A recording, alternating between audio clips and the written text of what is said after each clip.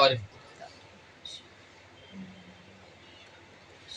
मेरी जान खुदा नू ए हो कहंदी आई, मेरी जान खुदा नू ए हो कहंदी आई, मेरी जान खुदा नू ए हो कहंदी आई, मेरी जान खुदा नू ए हो कहंदी आई, तेरी बाजू मेरी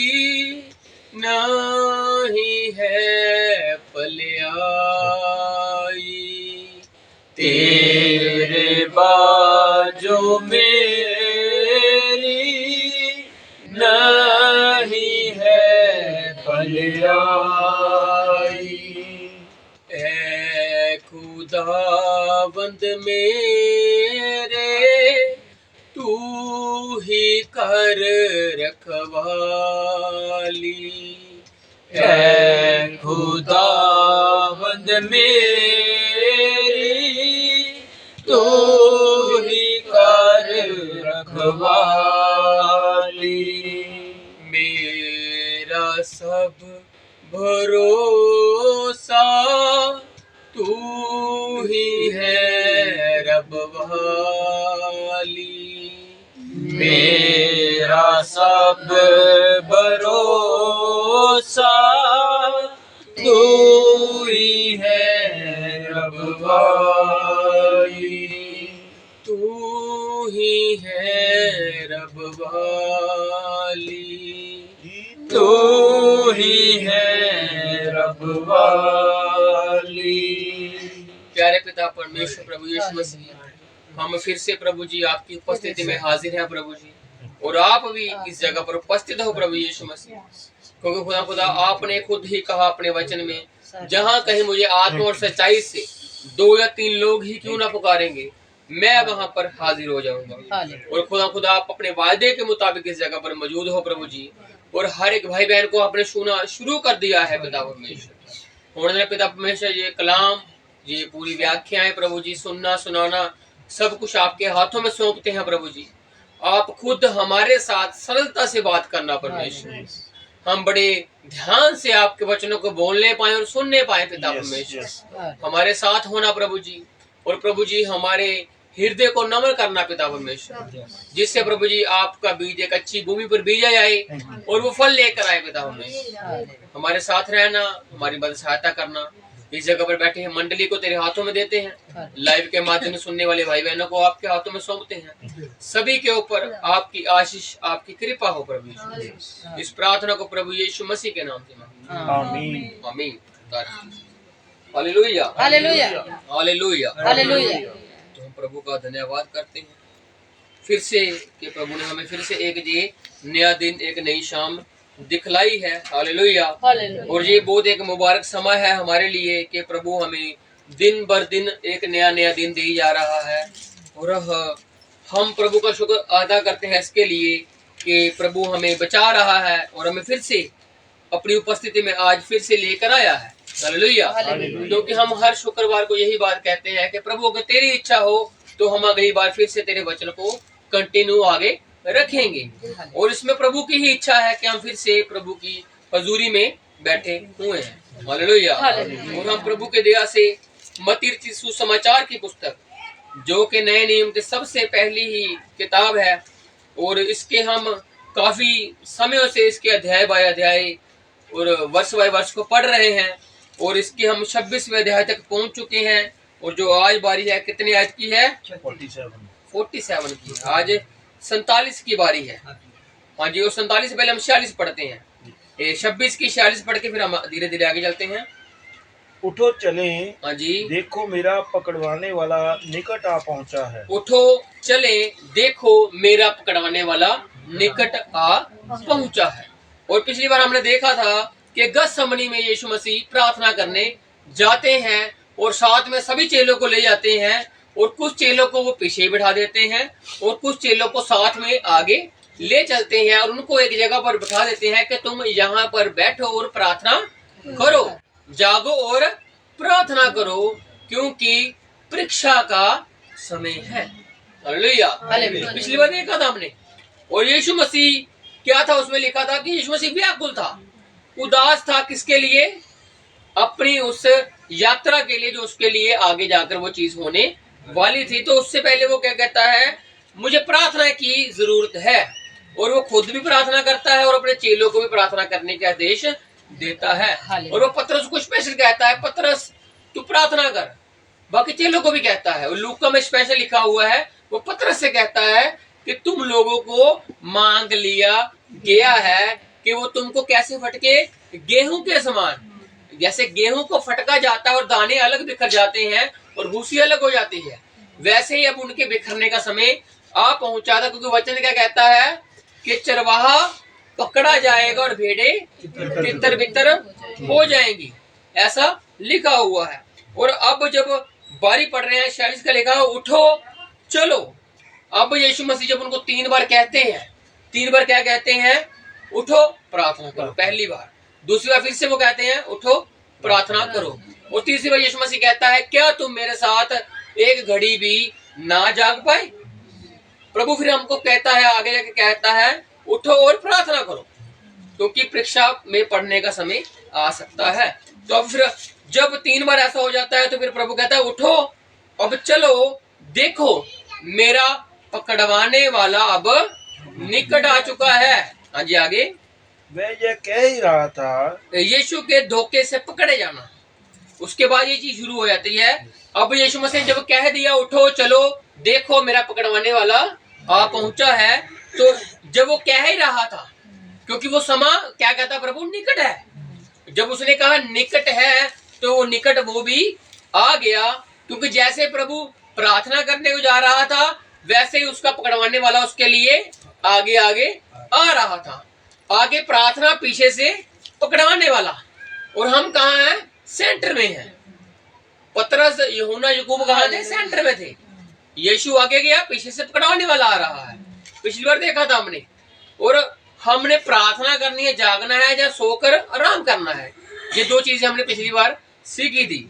और अब क्या हुआ, जब वह कह रहा है निकट आ चुका है वह समय, तो वह ये कह ही रहा था कि यहूदा जो 12 में से एक था आया और उसके साथ प्रधान याजकों और लोगों के पुरनियों की ओर से बड़ी भीड़ तलवारें और लाठियां लिए हुए आई।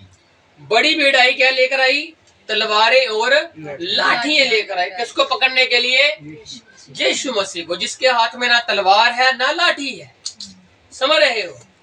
एक वो परमेश्वर जिसके हाथ में कुछ नहीं है, और उसको पकड़ने के लिए ऐसे आया जा रहा है जैसे वो पता नहीं कितना बड़ा क्रिमिनल है या उसने कितने बड़े दंड के योग्य काम कर दिया, जबकि ऐसा कुछ नहीं था। लेकिन लोगों के अंदर जो घबराहट थी, किसको लेकर? मसीह की बातों को लेकर, उसकी वजह से वो कहते हैं कि हमें इसको पकड़कर मरवा देना चाहिए। अच्छी बात है कि पूरा राष्ट्र नाश हो जाए, उससे अच्छी बात क्या है? एक बंदा बर्बाद हो जाए। ऐसा लिखा ना? उन्होंने क्या सोचा? राष्ट्र बर्बाद होना था, पूरा का पूरा इस्राइल राष्ट्र बर्बाद हो जाना था, क्योंकि रोम सरकार थी। और अगर ऐसी कोई बात होती तो रोम सरकार ने क्या करना था? पूरे इजराइल के ऊपर धावा बोल देना। तो उन्होंने कहा हम राष्ट्र नहीं खत्म करने देंगे, हम एक मनुष्य को खत्म करवा देंगे, जबकि पूरे राष्ट्र का निर्माण प्रभु यीशु मसीह ही करता है। तो अब क्या होता है? 12 में से एक चेले हैं। यीशु मसीह को जिसने पकड़वाया वो उसका स्टूडेंट ही है, वो उसका विद्यार्थी है, वो उसकी स्कूल में ही पढ़ता है। समझ रहे हो? आज जो साजिशें चलती हैं वो चर्च के बीच में से चलती हैं, कोई बाहर से नहीं आएगा। आप ही बाहर जाकर कुछ बातें बताओगे जिसकी वजह से बाहर वाले आपके खिलाफ हो जाएंगे। ऐसे होगा, क्योंकि शुरुआत कहां से होती है? यीशु मसीह से होती है। असली टीचर है जिसमें कोई मिलावट थी ही नहीं, लेकिन उसको पकड़वाने के लिए एक बंदा चला गया जो बिक गया। कितने सिक्कों में बिका वो? 30 सिक्कों में। उसके आगे 30 सिक्कों की पेशकश रखी थी कि 30 सिक्के पकड़ और उसको पकड़वा। और उसने उसी वक्त से यीशु मसीह को पकड़वाने की योजनाएं बनानी शुरू कर दी। तो उसके बाद क्या होता है, उसने क्या किया, जब वो कह ही रहा था तो यहूदा इस्करियोती जो उसके 12 में से एक था, जो उसी की स्कूल का एक कक्षा का विद्यार्थी था, वो ही उसको पकड़वाने के लिए निकलता। और साथ में प्रधान याजक और लोगों के पुरनिये, जो प्राचीन लोग, और उनके साथ क्या थी, बड़ी भीड़।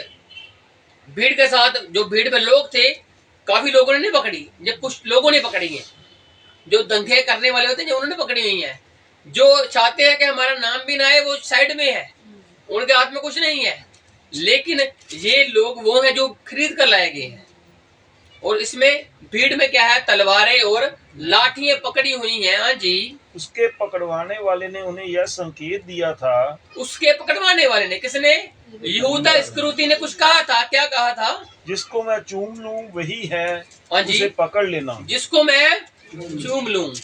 देखो, एक विद्यार्थी जो परमेश्वर से काफी कुछ सीखा हुआ है, सारे काम देखे हुए हैं, अब उसका आखिरी चुंबन किसको, अपने पिता परमेश्वर को, जिससे उसने सब कुछ सीखा। लेकिन ये जो उसका आखिरी प्रेम भाव है मसीह के साथ, ये उसकी हानि के लिए है, लाभ के लिए नहीं है। समझिए बात को। पिछली बार हमने क्या देखा था, यीशु मसीह प्रार्थना करने जा रहे थे तो वो उन लोगों को साथ में लेकर गए जो उनको क्या करते थे, हौसला देने वाले, तसल्ली देने वाले थे, आशा देने वाले थे। हालेलुया। क्योंकि यीशु मसीह का उसका माहौल कौन सा था तब, गम का था। व्याकुलता थी यीशु मसीह के मन में, क्योंकि व्याकुल था, घबराया हुआ था। और वो कहता है कि आत्मा तैयार है लेकिन शरीर कमजोर है, दुर्बल है, इसलिए प्रार्थना की जरूरत है। तो वो साथ में उनको लेकर गए जिन्होंने आशा दी, आशावादी सोच वाले वो बंदे साथ में लेकर गया। अब जो आपके साथ है वो किस सोच के मालिक है, आपको इस चीज का पता होना चाहिए। समझ बात को। वो आपको आशा देते हैं कि निराशा देते हैं, उनके चुंबन प्यार वाले हैं या हानि वाले हैं। समझिए बात को। हर एक चीज हमें कुछ सिखाती है। यीशु मसीह के साथ जिसने लास्ट में चुंबन किया, जिसने लास्ट में परमेश्वर को प्यार दिया, वो क्या था, उसका धोखे का निशान था। समझ रहे हो। हर कोई जो आपके साथ है वो आपका सच्चा मित्र है, ये नहीं हो सकता। कई बार सच्चा मित्र नहीं होता, वो दिखावा है। दिखावा आपको पता लग जाएगा और सच्चाई भी आपको पता लग जाएगी। मसीह हमें दोनों चीजें सिखाता है। समझ रहे हो। मसीह हमें सिखाता है कबूतरों के नाई भोले, सांपों की नाई चतुर। समझ रहे हो, दोनों स्वभाव। अब ये नहीं कि हम काटी जाएं, हमें भोले भी बनना है, और ये नहीं कि भोले बनते रहे। समझ रहे हो। बैलेंस, मसीह भी बैलेंस सिखाता है और हमें भी बैलेंस में रहना है। और जब बैलेंस में रहेंगे तो हम दुनियावी रीति से भी अच्छे रहेंगे और आत्मिक रीति से भी अच्छे रहेंगे। एक पलड़ा हमारा भारी होगा तो नहीं चलेगी बात। एक जगह लिखा हुआ है कि ज्यादा धार्मिक में मत बनो, ऐसा लिखा हुआ है।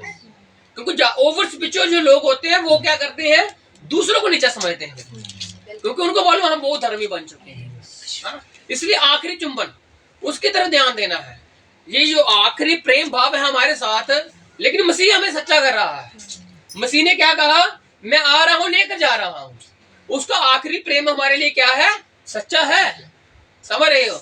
इसलिए हमने परखना है। विश्वास वचन कहते हैं परखिए, जांचिए कि क्या चल रहा है, क्या नहीं चल रहा। और उसमें क्या कहा, उसने चुंबन किया और ये संकेत था किसके लिए, कि जिसको मैं चूमूंगा उसी को पकड़ना है, वही तुम्हारा निशाना है। हाँ जी। और तुरंत यीशु के पास आकर कहा, हे रब्बी नमस्कार। हे रब्बी। यीशु मसीह को सब मालूम है, सब पता है। उसको इनकार करने वाले के बारे में पता था कि पता से इनकार करेगा, सब ठोकर खाएंगे। उसने सबको पहले बोल दिया, तुम सब लोग मेरे कारण ठोकर खाने वाले हो। और उसके बाद इसका नमस्कार, हे रब्बी नमस्कार। आखिरी, ये गीत गाते हैं ना हम लोग, आखिरी सलाम दिया गल्ला सच्ची जान पा दिया, आखिरी सलाम। और जो आखिरी सलाम कर रहा है, इसको किसकी ओर ले जाएगा, किसको, यहूदा इस्करियोती की बात कर रहा हूं मैं।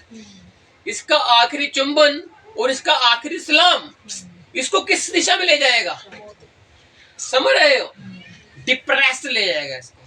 इसका मेंटली संतुलन बिगड़ जाएगा। समझ रहे हो? लेकिन हमने स्टेबल रहना है, मसीह में हमने स्थिरता के साथ बने रहना है, दृढ़ता के साथ बने रहना है। इसने कहा हे रब्बी नमस्कार, हाँ जी, और उसको बहुत चूमा, और उसको बहुत प्रेम भाव किया, बहुत परमेश्वर को प्रेम कर रहा है। लेकिन परमेश्वर जानता है कि तू जो काम करने हैं तू करके चला जा। समझ रहे हो? मसीह ने क्या कहा, चले जा भाई। और उसको एक अच्छा शब्द देता है प्रभु, क्या कहता है आगे? यीशु ने उससे कहा, यीशु ने कहा हे मित्र, हे मित्र, जिस काम के लिए तू आया है उसे कर ले। यस, ज्यादा ये मत कर। कौन सी ज्यादा चूम रहा है ना, बात क्या होती है, जिसको चूमूंगा पता तो लग ही गया, जिसको चूम लिया अब उसको ज्यादा चूम रहा है कि उसके ज्यादा चूमने से क्या होगा, मसीह पलट जाएगा? नहीं, उसका समय आ पहुंचा था। जैसे प्रभु कहता है कि मसीह का आना अब निकट है, मेरा आना अब निकट है, 7वें द्वार पर मैं खड़ा हुआ हूँ, उसकी आखिरी मोमेंट के ऊपर मैं खड़ा हुआ हूँ, मैं आऊंगा और तुमको ले जाऊंगा।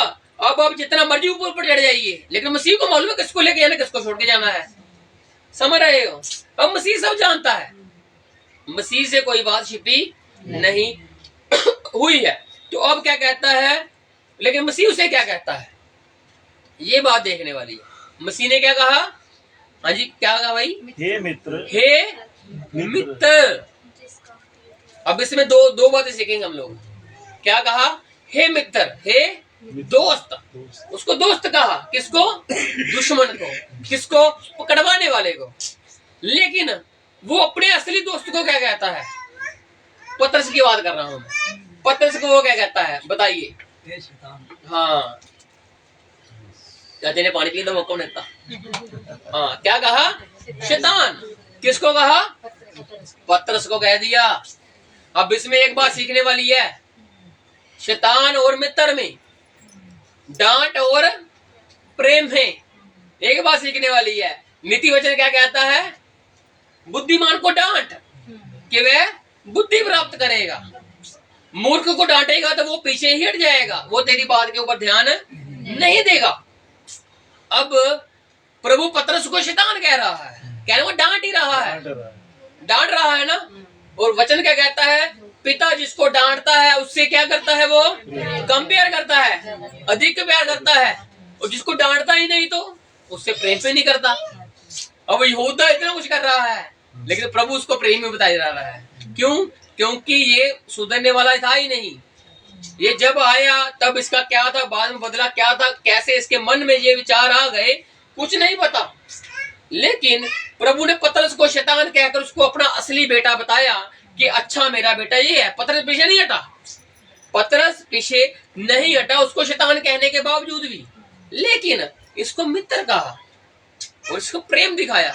लेकिन ये उसके प्रेम को समझ नहीं कि प्रभु पतरस जो था, पतरस था, वो उसकी डांट को समझ गया कि इसने अगर मुझे शैतान ने कहा है तो इसमें मेरी गलती है, इसमें मैंने कोई गलत बात कर दी है जिसकी वजह से मुझको ये कहा जा रहा है।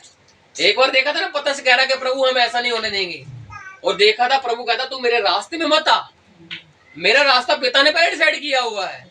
अब तो उसमें आकर उसको रोक कैसे रहा है? मुझको जाने दे, मेरे काम है कुछ करने के लिए, और तू मेरे रास्तों को रोक मत। तो अब इसने प्रभु क्या कहता है, हे मित्र तुझे जो करना है तू कर और कर ले, चला जा। तब उन्होंने पास आकर यीशु पर हाथ डाले और उसे पकड़ लिया। हाथ डाले और पकड़ लिया।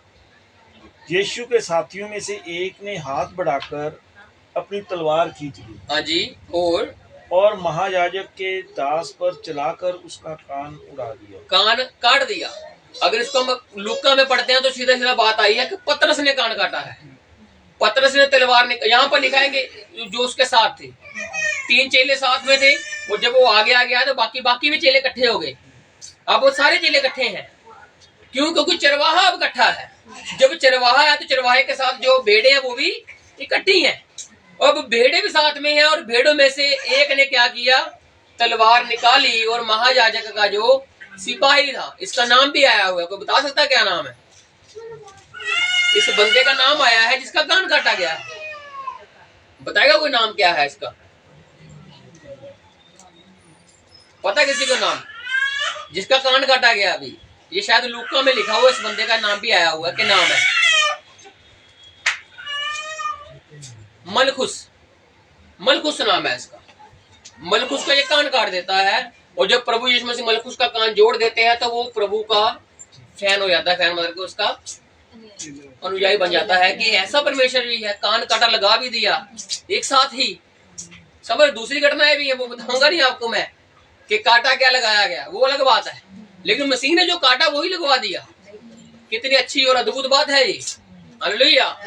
जो हुआ एग्जैक्ट, क्योंकि प्रभु इंसान को उसकी शक्ल सूरत में बनाना चाहता है, उसको बिगाड़ना नहीं चाहता है। क्योंकि प्रभु ने किसको, इंसान को कैसे बनाया?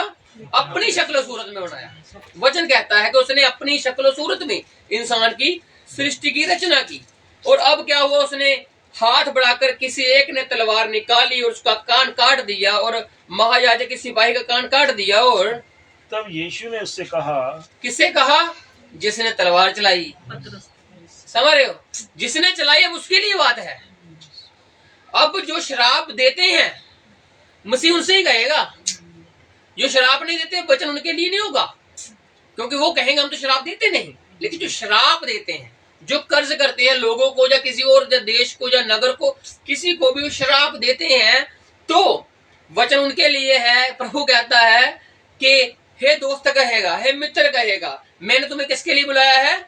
आशीष के लिए बुलाया है, और तुम शराब नहीं दे सकते।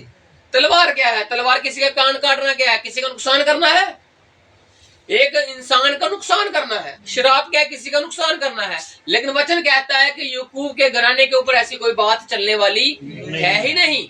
हालेलुया, चलने की ही नहीं। यशायाह कहता है हथियार बनेंगे, चलेंगे, लेकिन सफल नहीं होंगे। जितने हथियार तेरी हानि के लिए बनाए जाएंगे उनमें से कोई भी सफल नहीं होगा। चलेंगे भी, बनेंगे भी, लेकिन सफल नहीं होने का।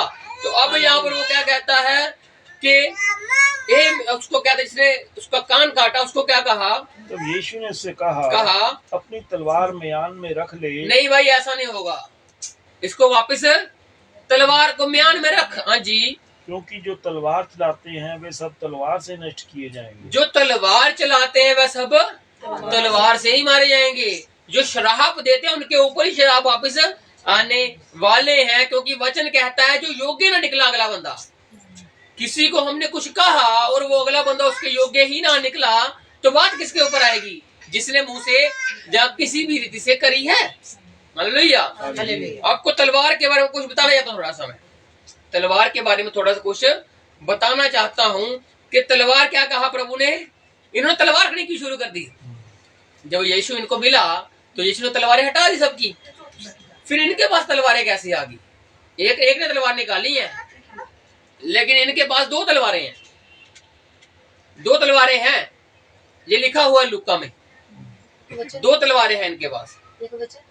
वचन में लिखा हुआ नहीं, वचन में लिखा हुआ दो तलवारें हैं इनके पास। क्योंकि यीशु मसीह ने जब कहना शुरू कर दिया कि मुझे पकड़ लिया जाएगा, मुझे मार दिया जाएगा, तो चेले हैरान हो जाते थे, अगर ऐसा होगा तो हम क्या करेंगे। तो एक वचन में लिखा हुआ है, लूका में लिखा हुआ है, मतलब फोन देना मैं आपको पढ़ाता हूँ, वो बड़ी अच्छी बात लिखी हुई है, जब पढ़ोगे ना उस बात को।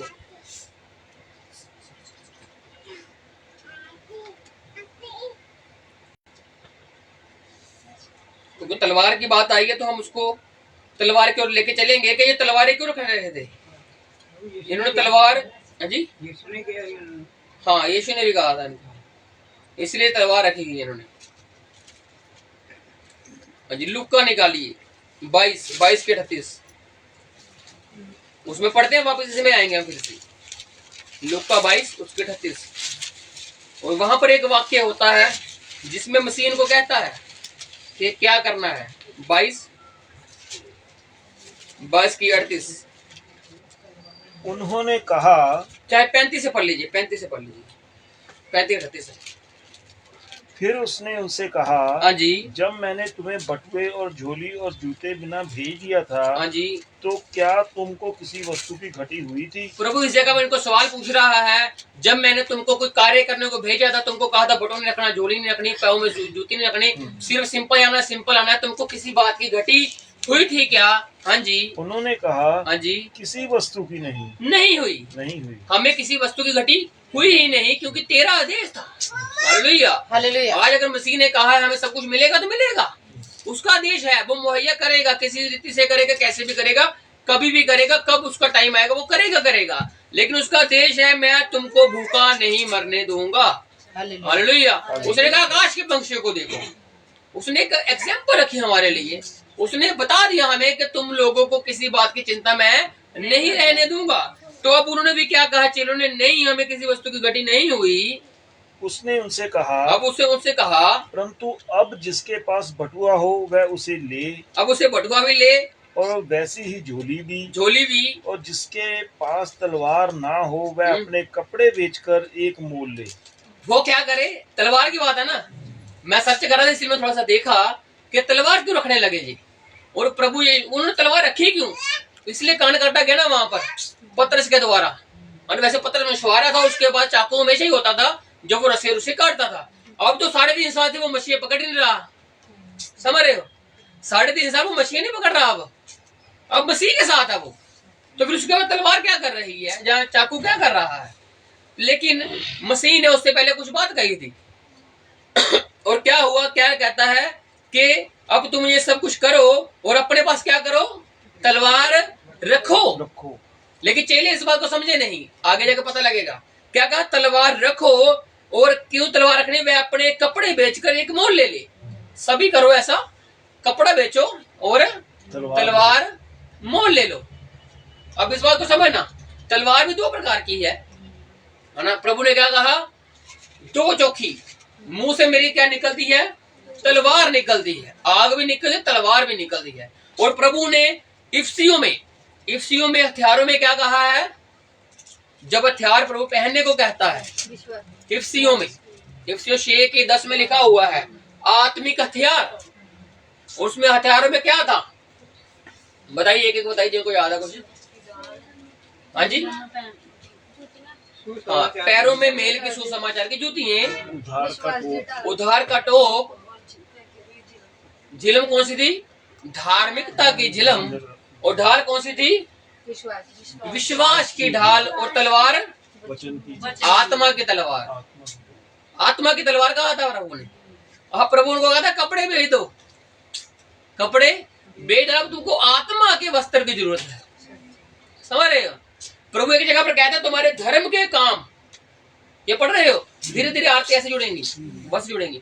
तुम्हारे धर्म के काम मेरे सामने कैसे हैं? फटे हुए कपड़ों के समान। कपड़े मतलब क्या है? फटे हुए हैं। धर्म के काम फटे हुए कपड़े हैं। तो प्रभु ने क्या कहा? तलवार लो। कौन सी? आत्मा की तलवार लो। आत्मा की तलवार मतलब कि वो वस्त्र पहनो जो आत्मा से सने हुए हैं, जो आत्मा की अगुवाई करते हैं। क्योंकि तुम्हारे ये वस्त्र काम नहीं आएंगे, लेकिन आत्मा काम आएगा। पवित्र आत्मा ही तुम्हारा आगे लेकर तुमको जाएगा, तुम्हारी अगुवाई करेगा। तो क्या कहता है? पास तलवार ना हो वह अपने कपड़े बेचकर ले। और क्योंकि मैं तुमसे कहता हूँ, हाँ जी, कि यह जो लिखा है वह अपराधियों के संग गिना गया, हाँ जी, उसका मुझ में पूरा होना अवश्य है। हाँ जी, क्योंकि मेरे विषय में लिखी बातें पूरी होने पर हैं। क्योंकि ये बातें जो अभी होने वाली हैं, ये घटने वाली हैं। तुमको पहले मैंने टेम्परेरी भेजा था, अब तुमको मैं परमानेंट भेजने वाला हूँ। समझ रहे हो? बटुआ, झोली, ये चीजें देके क्या करूंगा? अब मैं परमानेंट भेजूंगा। क्योंकि मेरा अब जाना है, मेरा अब यहाँ पर रहना नहीं है, मैं जाऊंगा। और जब जाऊंगा तो तुम्हारे पास कुछ तो होना चाहिए। तलवारें आत्मा की तलवार होनी चाहिए। समझ? वो तलवार नहीं जो प्रभु तो वहां पर मना कर रहा है कि जिसके पास तलवार है वो तलवार से मारा जाएगा। तो अब फिर प्रभु ये क्यों कह रहा है तलवार रखो? समझो, प्रभु जहां कह रहा है रखो, और वहां पर उन्होंने रखी और काट भी दिया, क्योंकि वो मतलब नहीं समझे। यहाँ पर वो चेले मतलब नहीं समझे। हाँ जी, आगे उन्होंने कहा, हे प्रभु देख, यहाँ 2 तलवारें हैं। यहाँ पर 2 तलवारें हैं, ज्यादा नहीं है। कितनी है? 2 हैं। तो फिर प्रभु क्या कहता है? उसने उनसे कहा बहुत है। बस करो, तुम इतना समझे हो। समझे? प्रभु ने बात स्टॉप कर दी, रोक ही दिया उनको, आगे मत बोलो, क्योंकि तुम आगे कुछ और बोल दोगे। 2 है ना, बस बहुत है। कहने का मतलब प्रभु को आगे जाके वो समझते नहीं है। आगे जब पढ़ेगा ना चैप्टर तो वहां पर लिखा हुआ है कुछ और, तो यहाँ पर क्या वो समझे ही नहीं। प्रभु कहता तलवार रखो, प्रभु उनको बता रहा है क्या कौन सी तलवार रखनी है, लेकिन वो क्या कह रहे हैं, 2 तलवारें हैं। क्योंकि वो सोचते थे कि प्रभु राज लेके आ रहा है, प्रभु हमारे लिए एक राज स्थापित करने वाला है। ये खुद कहता है इजराइल का राजा हूं मैं, ये खुद कहता है कि मैं परमेश्वर का पुत्र हूं। और जब मसीह आएगा तो क्या करेगा, रोम को खत्म कर देगा, अपना राज स्थापित कर देगा, और बिना हथियारों के तो ऐसा होने नहीं वाला। लेकिन वो भूल गए कि मसीह बिना हथियारों के ही अपने राज को स्थापित करने आया था और कर भी चुका है। हालेलुया, कर चुका है वो राज स्थापित। जिनकी आंखों पर पर्दा है वो पर्दा ही रहेगा, लेकिन मसीह ने अपने राज को स्थापित कर बिना हथियारों के। उसको हथियार की जरूरत नहीं है कि कोई उसको प्रोटेक्शन दे, बल्कि मसीह लोग तो खुद मरने को तैयार है मसीह के लिए, क्योंकि उनको मालूम है अगर मसीह मर गया हमारे लिए तो हम भी मर सकते हैं मसीह के लिए। हालेलुया। और ये बहुत बड़ी परीक्षा होने वाली है, जब ये आएगी तब। जब तक नहीं है तब तक आप बहुत कुछ कह सकते हो, लेकिन जब आएगी तब पता लगेगा कि मसीह में असली दुल्हन उसकी है कौन। हालेलुया। क्योंकि मसीह का प्यार क्या मांगता है, बलिदान मांगता है। और बलिदान दे रहे हैं हम। जुबान का बलिदान दे सकते हैं, हाथों का बलिदान दे सकते हैं, पांव का बलिदान दे सकते हैं, ये नहीं काट कर दे देने हैं, प्रभु की महिमा के लिए इस्तेमाल करके। हालेलुया। अब प्रभु ने तलवार हमको रखने के लिए नहीं कहा, अब उसने आत्मा की तलवार पकड़ाई है। अगर आत्मा की तलवार है तो उसको वचनों के तरह पेश कीजिए कि जिससे सुनने वाले और सुनाने वालों के लिए क्या हो, तरक्की का कारण हो सके।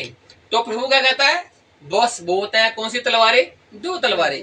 अब यहाँ पर उन्होंने वही तलवार निकाल ली जो प्रभु ने कहा बस करो, नहीं समझे तुम लोग। तो अब इन्होंने वो तलवार निकाल के कान काट दिया। ये कह सकते हैं मसीह तू नहीं कहा तलवार रखने को, लेकिन मसीह ने वहां पर वही भी तो कहा बस अपना बोलो आगे ज्यादा।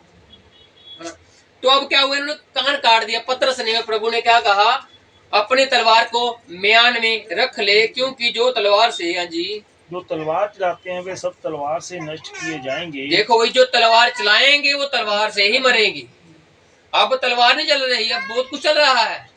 अब जो चल रहा है, जो वो चलाएंगे उससे ही वो मरेंगे। वचन कहता है ऐसा, वो उसी से ही चीज नाश होने वाली है। तो हाँ जी, क्या तू नहीं जानता हाँ जी कि मैं अपने पिता से विनती कर सकता हूँ। देखो मसीह यहाँ पर एक बहुत बड़ी बात कह रहा है, समझ रहे हो। हम मसीह को प्रोटेक्शन देने लग जाते हैं, जबकि उसको प्रोटेक्शन की जरूरत नहीं है। उसको तब भी नहीं थी, उसको अब भी नहीं है। समझ रहे बात को। मसीह अपने वचन का खुद रक्षक है। हमें उसको उसके आगे तलवारें लेकर नहीं खड़े हुए ना कि मसीह को हम बचाएंगे, नहीं बचा सकते भाई। वो तो हमें बचा रहा है, उसको तब भी जरूरत नहीं थी।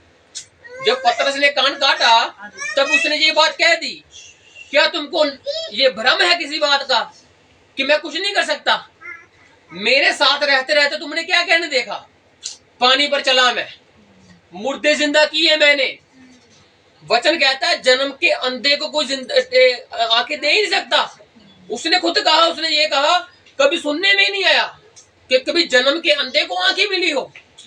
38 वर्ष के लंगड़े को उसने चिंगा किया, कोड़ियों को चंगा कर रहा है, इतना कुछ कर रहा है वो। तो अपने आखिरी मोमेंट में बचा नहीं सकता, सब कुछ कर सकता है वो।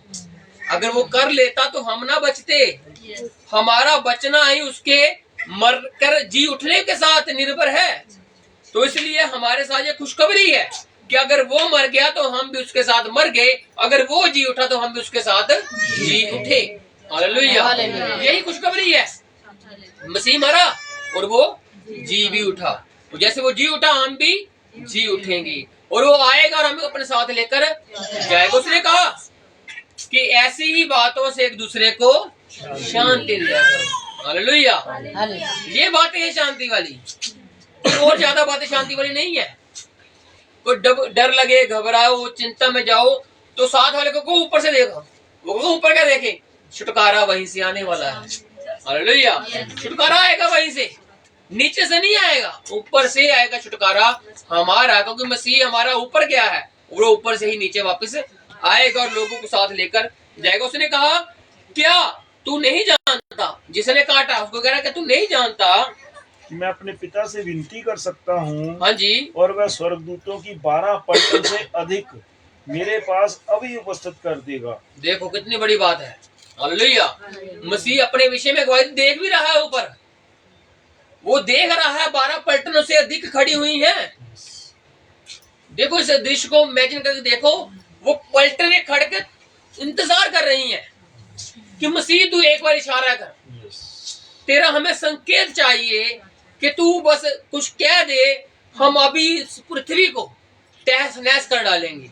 क्यों? क्योंकि वो उसको उस हालात में नहीं देखना चाहते थे जिस हालात में वो आगे जाने वाला है। जब तक वो सलीब के ऊपर पूरा हुआ नहीं कह चुका, तब तक पलटने खड़ी ही रही, इंतजार करती रही कि अब भी कह देगा, अब कहेगा तो हम कुछ ना कुछ अभी भी कर डालेंगे। समझ रहे हो? मसीह ऐसा ताकत रखता है, ऐसा अपने में जुम्बश रखता है, उसमें इतनी कुव्वत है कि वो कुछ भी कर सकता है। तो उसने कहा क्या तुम नहीं जानते?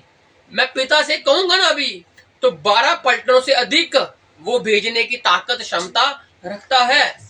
तू एक ने कान काटा है, 12 पलटने हैं, बंदे नहीं पलटने हैं, और उससे भी अधिक खड़ी हुई हैं जो इंतजार कर रही हैं मेरे एक संकेत का, इशारे का। Hallelujah, hallelujah. लेकिन मसीह ने सिर्फ एक इशारा किया, पूरा हुआ। हालेलुया। हालेलुया। एक इशारा था उसका, किसकी ओर? पुराने नियम की बातों को पूरा करने की ओर। बस एक इशारा था, मैं पूरा करने आया हूं, मैं पूरा करने आया हूं। और उसने पूरा करके बता भी दिया कि मैं ही हूं जो पूरा करने आया हूं। हाँ जी, आगे। परंतु पवित्र शास्त्र की वे बातें कि ऐसा ही होना अवश्य है कैसे पूरी होंगी? अगर मैं उनको कह दूंगा भाई आ जाओ, क्योंकि जो बातें लिखी हुई हैं वो कौन पूरा करेगा? वो कैसे पूरी होंगी? वो ऐसे ही पूरी होंगी मेरे ऐसा ही करने से। अगर मैं ऐसा धीरे धीरे बढ़ूंगा, आगे जाऊंगा, तो ऐसे ही चीजें पूरी होने वाली है। मेरे गुस्से में आने से या मेरे कुछ हड़बड़ाहट में ये बातें रुकने नहीं वाली। मैं इसको पूरा करने आया हूँ, पूरा करके रहूंगा। तो बातें कैसे पूरी होंगी? हाँ जी। उस समय यीशु ने भीड़ से कहा, क्या तुम तलवारें और लाठियां लेकर मुझे डाकू के समान पकड़ने के लिए निकले हो? वो कैसे आए पकड़ने के लिए मसीह को? जैसे वो डाकू है, एक क्रिमिनल है, या एक हथियारा है, या लुटेरा है, वो मसीह को ऐसे पकड़ने आए। लेकिन मसीह एक खूबसूरत बात कह रहा है उनको, क्या तुम मुझे ऐसे पकड़ने आए हो? समझ रहे हो? क्या तुम्हें मुझे में ऐसी बात मिली कि तुम्हारे हाथों में लाठियां देख रहा हूं, तलवारें देख रहा हूं, जबकि मैं तो डेली मंदिर में बैठ कर उपदेश देता हूं। तब तुमने मुझे क्यों नहीं पकड़ा? क्योंकि तब समय नहीं था। हालेलुया। मसीह ने अपनी मर्जी के मुताबिक अपने आप को पकड़वाया। कोई उसको ये नहीं कि यहूदा ने ही पकड़वाया आकर, उसकी टाइमिंग थी। और जब उसने पकड़वाना था तो पकड़वाया गया, और जब नहीं पकड़वाया गया तो मंदिर में बैठकर डेली उपदेश दे रहा था। कभी उसको पकड़ने का साहस ही नहीं हुआ उनको। लेकिन जब समय आ गया तो उसने खुद कहा, क्या तुम मुझे ऐसे पकड़ने आए हो जैसे कोई डाकू हूं मैं? हाँ जी। मैं हर दिन मंदिर में बैठकर उपदेश दिया करता था। मैं मंदिर में बैठकर उपदेश दिया करता था, और तुमने मुझे नहीं पकड़ा। तब तुमने मुझे क्यों नहीं पकड़ा? समझ रहे हो? तब भी तो पकड़ सकते थे, लेकिन तब मेरी ही इच्छा नहीं हुई कि मैं पकड़वाया जाऊं। समझ रहे हो? तब वो उनसे वाद विवाद करते थे, बिना तलवारों के, बिना लाठियों के बातचीत चलती थी मसीह के साथ। और बातें चलती चलती चलती तो उन्होंने बातों का बतंगड़ बनाकर बड़े बड़े चिट्ठे बना लिए कि हम याजकों के आगे पेश करेंगे, हम रोमी सरकार के आगे पेश करेंगे, और इसको पकड़वा कर बताएंगे कि तू मसीह नहीं है, तू परमेश्वर का पुत्र नहीं, तू तो इष्ट निंदा करता है, तू जो ये करता है, तू तो वो करता है, तू झूठा नबी है। ऐसा उन्होंने तरकीबें बनाई। हाँ जी। परंतु यह सब इसलिए हुआ, हाँ जी, कि भविष्यवक्ताओं के वचन पूरे हों। ये हुआ किस लिए है? नबियों के द्वारा। नबियों ने जो कुछ कहा, उन नबियों से कहने के लिए किसने करवाया? मैंने, मेरे पिता ने ही करवाया। पिता ने सब बोला, यहोवा ने सब लिखा। यशाया क्या कहता है उसके विषय में, यिर्मयाह क्या कहता है, हिजकिय्याह क्या कहता है। हालेलुया। यशाया कितनी बड़ी भविष्यवाणी करता है उसके लिए। यशाया 9 की 6 में लिखा हुआ है, हमारे लिए बालक उत्पन्न होगा, प्रभु तो उसके कांधे पर होगी, अद्भुत युक्ति करने वाला, पराक्रमी, परमेश्वर, शांति का राजकुमार, अनादिकाल का पिता, उसका नाम रखा जाएगा। हालेलुया। जबकि ये नाम नहीं है, ये उसके नामों की गुणवत्ता है, उसके नामों में बढ़ोतरी है कि वो उतने नामों से पराक्रम प्रपूर्ति होकर वो हमारे बीच में डेरा करने वाला है। शांति का राजकुमार जो सुलेमान था, सुलेमान का नाम भी ऐसा था, शांति का बच्चा, लेकिन वो सब क्या थे? प्रतिरूप थे। लेकिन असली संपूर्णता में मसीह आया। इसहाक क्या था? प्रतिज्ञा की संतान थी, लेकिन असली प्रतिज्ञा की संतान मसीह था। दाऊद की उसने गद्दी को स्थिर करने को कहा, लेकिन असली गद्दी को स्थिर किसने किया? मसीह ने किया आकर। महायाजक मरते थे, सोते थे, मरते थे, आते थे, लेकिन महायाजक जिंदा कौन हुआ? मसीह जिंदा हुआ। हालेलुया। ये वही मलकीसेदक था जो अब्राहम को कहाँ मिलता है? उत्पत्ति में मिलता है। जब वो जंग लड़के आता है, लूत को छुड़ा कर लेकर आता है और रास्ते में से भेंट करता है, और अब्राहम ने इसको दशमांश दिया, और दशमांश देने के बाद लिखा है ना इसकी वंशावली, ना इसके माता है ना पिता। क्यों? क्योंकि ये असली महायाजक है, ये वो महाई प्रीस्ट है जो मरने का नहीं है। और इब्रानियों में लिखा है, संत पौलुस कहता है यही महायाजक, हमारा बड़ा महायाजक प्रभु यीशु मसीह है। हालेलुया। तो उसने कहा कि ये बातें भविष्यवक्ताओं के वचन पूरे होने थे, इसलिए ऐसा हुआ। तब सब चेले उसे छोड़कर भाग गए। तब सब छोड़कर, पहले बातें पूरी हुई, क्योंकि मसीह ने पहले कहा था पकड़ा जाऊंगा, बिखर जाओगे, बिखरे ना, क्योंकि पकड़ लिया गया है। अब जब पकड़ लिया गया है तो चेले, क्योंकि उनका मेन निशाना क्या था? मसीह को पकड़ना। चेले थोड़ी पकड़ना था उन्होंने, चेलों से कोई लेना देना नहीं था उनको किससे लेना देना था? मसीह से लेना देना। लेकिन एक बात और बताता हूं आपको, उनको चेलों से लेना देना कब पड़ गया? कोई बता सकता है? मसीह से अभी लेना देना है और चेलों से कोई लेना देना नहीं है। एक समय आया जब उनको चेलों से भी लेना देना पड़ गया, मतलब उनको पकड़ने की कोशिशें होगी शुरू। वो कौन सा दिन था या कौन सा समय था? कोई घटना, कोई समय बताइए आप।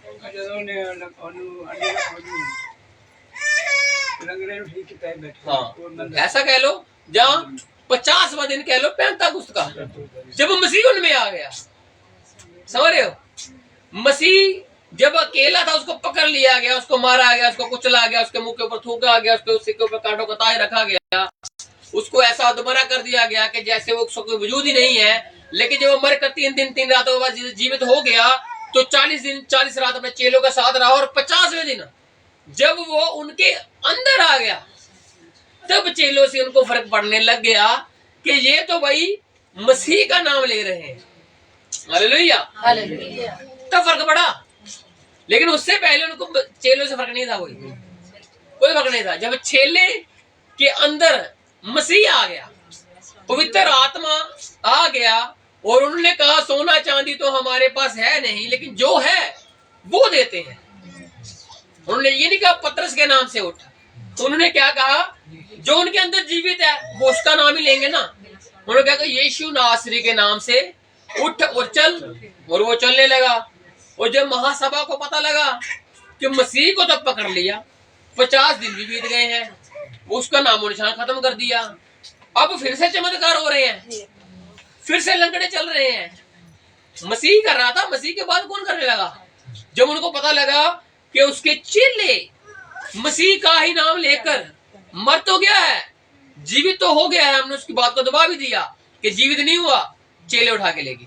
ऐसी बात चल गई थी उनमें कि चेले उसकी लाश को उठाकर ले गए हैं, क्योंकि जो रोमी सरकार ने पहरा लगाया हुआ था उसकी लाश के ऊपर, अब रोम के ऊपर सवाल उठ रहे थे कि तुम्हारी मौजूदगी में उसको पत्थर कैसे हट गया, उसको ले कैसे गए? तो उन्होंने एक बहाना बना दिया कि हम सो गए, गहरी नींद में हम सो गए, उन्होंने पत्थर उठाकर वो ले गए। ऐसी बात बनाकर जिसकी वजह से लोगों में 2 चिट्ठी बातें चल रही थी, मसीह जिंदा हुआ है कि नहीं हुआ, ऐसी बात चल रही थी। लेकिन मसीह अपने चेलों के साथ प्रकट होता है, उनको दर्शन देता है, थोमा की पंजर में उंगली डालता है, बाकी चेलों को मिलता है, झील के किनारे मिलता है, कहां कहां उनको दर्शन देता है। और बाद में जब उनके अंदर आ जाता है तो फिर उनको खबर हो जाती है, किनको? महायाजकों को, कि मसीह की नाम फिर से कहां से आ गया। लेकिन उन्होंने कहा पतरस, वो कह रहा, अब उसको आगे नहीं बढ़ते हम लोग, कि पतरस के महासभा के सामने यीशु, उसके बाद पतरस का इनकार। जब महासभा की बारी आएगी उसको हम अगली शुक्रवार को देखेंगे 57 को। तो क्या होता है जब वो मसीह का नाम लेते हैं पतरस और, तो वहां कहते हैं अब उसको बंद कर दे भाई। ये बात है उसके इनकार के बाद। थोड़ा सा डिफरेंस देखेंगे पतरस और यहूदा इस्करियोती में, आज नहीं देखेंगे। जब पतरस के इनकार पर चलेंगे ना तब देखेंगे उसको कि दोनों में डिफरेंस क्या था। यहूदा इस्करियोती और पतरस दोनों एक सेम पोजीशन पर ही खड़े हुए थे, लेकिन माइंड किसका स्टेबल था, ये देखने वाली बात। जिसने स्टेबल रखा और वो आगे जाकर एक बात कह रहा है, अब हम मसीह का इनकार नहीं कर सकते। पकड़वाना पकड़ लो, मारना मार दो, कुछ करना कर लो, लेकिन अब जिसको देखा, जिसके कामों को देखा, अब उसका वर्णन हम बंद नहीं कर सकते। हालेलुया।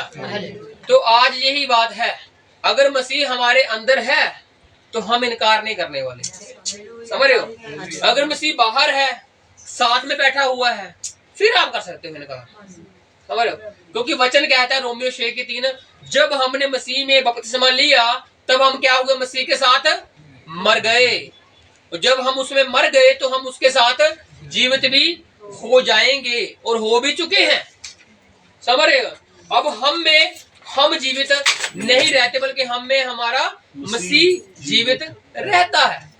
और अगर हम में वो जीवित रहता है तो हमारा घमंड फिर किस काम का, हमारा अहंकार फिर किस काम का? वो किसी काम का नहीं है। सारी महिमा परमेश्वर के नाम को ही जाती है और मिलेगी। हालेलुया। जब तक हम परमेश्वर की महिमा कर रहे हैं, परमेश्वर हमसे घमंड की बात कोई ना निकलवाए, और ना हम चाहते हैं कि हम घमंड करें, क्योंकि हमारा घमंड का एक ही कारण है, वो है मसीह यीशु नासरी। हालेलुया। अगर मसीह हमारे अंदर है तो हमारे मुंह से फिर कोई छल की बात भी निकलने वाली नहीं, घमंड की बात भी निकलने वाली नहीं, शराब भी निकलने वाला नहीं, बल्कि क्या निकलेंगी? आशीष ही आशीष, जीवन निकलेगा। क्योंकि हमारे अंदर जीवित कौन रह रहा है? जीवन रह रहा है, जीवन में से जीवित रह रहा है। और अगर जीवन है तो जीवन की बातें ही फिर निकलने वाली है। हालेलुया। आज हम इसको 56 तक, 26 की 56 तक यही रोकते हैं। उस 57 को अगले शुक्रवार को देखेंगे प्रभु की दया से। तो आइए आंखों को बंद करते हैं, तो प्रभु का धन्यवाद करते हैं, उसके नाम की महिमा करते हैं, उसके नाम को जला दें। तारीफ हो ओनगे तूफान ते हनेरियां, उत्ते सानू खुशियां बथेरियां। ओनगे तूफान ते हनेरियां, उत्ते सानू खुशियां बथेरियां। तो दे रोने आलू फुले जावांगे, तो दे रोने आलू फुले जावांगे, जो यीशु ते हसाए जावांगे, जो यीशु ते हसाए जावांगे। इको यीशु नाम दे सहारे, गरीब उठाए जावांगे। इको यीशु नाम दे सहारे, गरीब उठाए जावांगे। दूजा कोई नाम भी नहीं मिटा गया, दूजा कोई नाम भी नहीं मिटा गया, ओ दूजा कोई नाम भी नहीं मिटा गया, दूजा कोई नाम भी नहीं मिटा गया। असी जिस तो बचाए जावांगे, असी जिस तो बचाए जावांगे। इको यीशु नाम दे सहारे, गरीब उठाए जावांगे।